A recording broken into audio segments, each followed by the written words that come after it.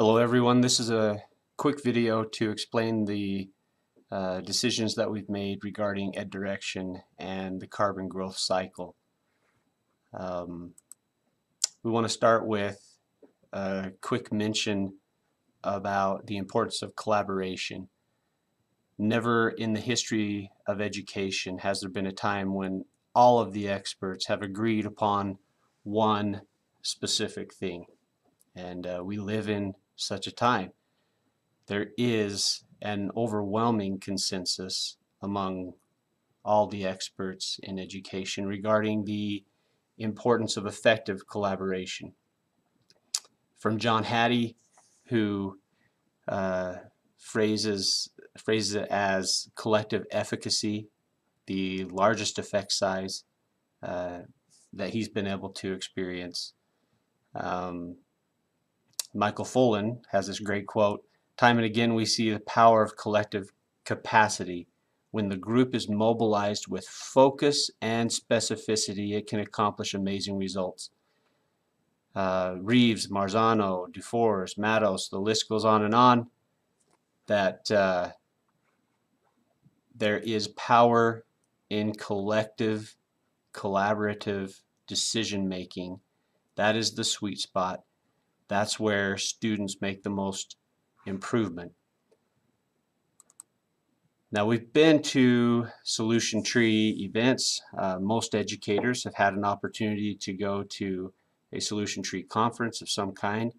We've learned a lot from these experts talking about professional learning communities. We've learned the value and the importance of collaboration. We've learned the 4 critical questions that we need to be asking while we're collaborating.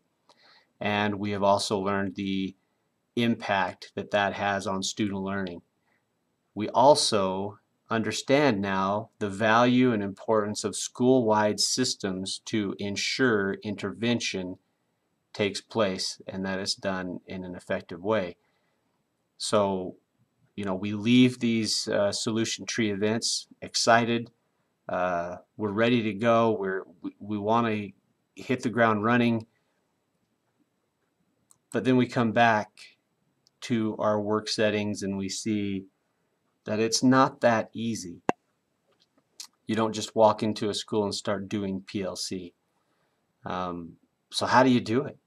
What is the implementation science behind all of this? There is a way to do the work, specific steps that need to be taken, and if we don't know those, it's pretty tough to implement some of these bigger concepts that we received from the experts from trainings like Solution Tree.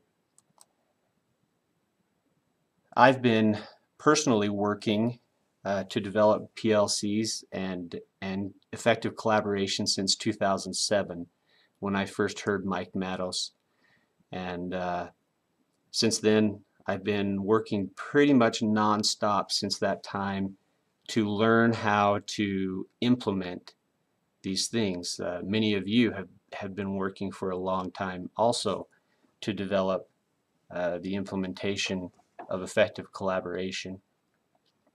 Last year when I came to Carbon School District, the administration made it clear that collaboration was one of the top priorities in the district. So we spent a lot of time and energy to explain the expectations of collaboration. What does it look like? And that was great. We had a lot of wonderful feedback that after training team leaders and principals on what the expectations are, those started to become a little more clear. But then the question that we kept getting from teachers and teams was, that's great, but how do you do it? What does it look like? We want to see it. We want to experience it. So this year, the goal is to implement. What is the implementation science behind effective collaboration? So that's what we're working on. As a district, we feel like we have a responsibility in a couple of areas. The most important area for us to focus is on clarity. We want to be very clear about what's expected, what needs to be done, and how to do it. We believe that when we're very clear on that and we support people in implementing, then everyone in our organization develops competence. And when we have teachers and teams with the competence to do the work and the clarity of what they're going to be doing, then it's possible for you at the teacher level to have the control over what's going to be happening. So we provide clarity. You develop competence through implementation of that clear vision, and through that, the goal is to have improved planning. We'll have the implementation science down of analysis and use of data. We'll be able to meet effectively. That's where all this work is done, is in meetings, so we better learn how to do that effectively. We want the control to reside at the location where the kids are being impacted, and that's at the teacher team level. We know that research shows that's where we implement. So this is where EdDirection comes in. It was the feeling of administration at the end of last year that perhaps it would be best if we had somebody from outside our organization, a consultant with the knowledge and the expertise, and they can come in and be the experts and show us how to do this. Well, there was really only one group out there that was focusing on implementation science and not just regurgitating solution tree information. So, and that was EdDirection, and I experienced some of their training, benefited greatly, and so we reached out to them. We wanted improved planning, effective meetings, and we wanted the use of protocols. This is all implementation science.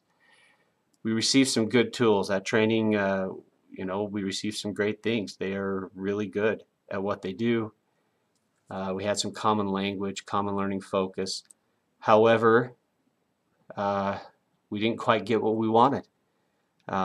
We wanted clarity so that we could develop competence, and instead we got some confusion and some frustration. It was no more clear after training with them than it was before. In fact, it was maybe a little more confusing, and that's not what we wanted.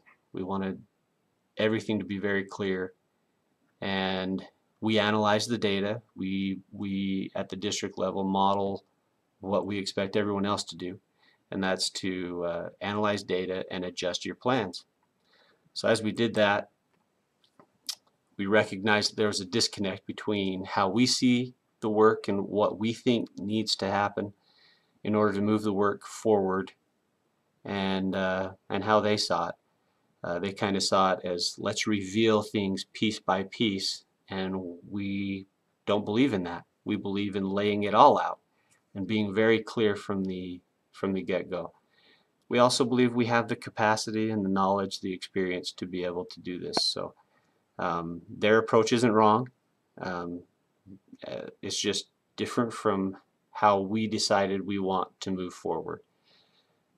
One concept that we want to make clear is that we believe in this research. Joyce and Showers found with professional development that if we want to see implementation, that means teachers and teams implementing what the training has in store, we would provide all of these components. EdDirection was going to focus on these right here, and that's much better than a lot of other trainings. But where we want to get is right here. This is the place where we would see 95% implementation. That means that we need to combine presentation with modeling, with practice and feedback, and ongoing coaching and support. That's when we get full implementation. So we believe we can do that. How are we going to do it? Well, we have something that we've developed. We've been working on it really hard. It's called the Carbon Growth Cycle. This is a document that lays out everything step by step, explicit instructions with protocols and videos that show everyone every step of the work, how to do it, and when it needs to be done.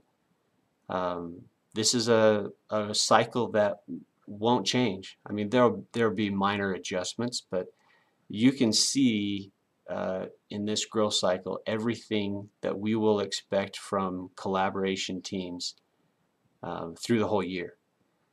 And as teams work through and do each of these steps, they will develop the competence that they need. So we have another video that we'll ask you to view with your team, and it's the carbon growth cycle video. It's also attached to this email, and it'll give you all the details about this. But you know, in closing, it's our job to provide clarity and competence. We want you to have the control, and in order for us to do that, we're taking a step in the direction of the carbon growth cycle. We're excited about it. It's going to be a great thing. The next video will explain that better.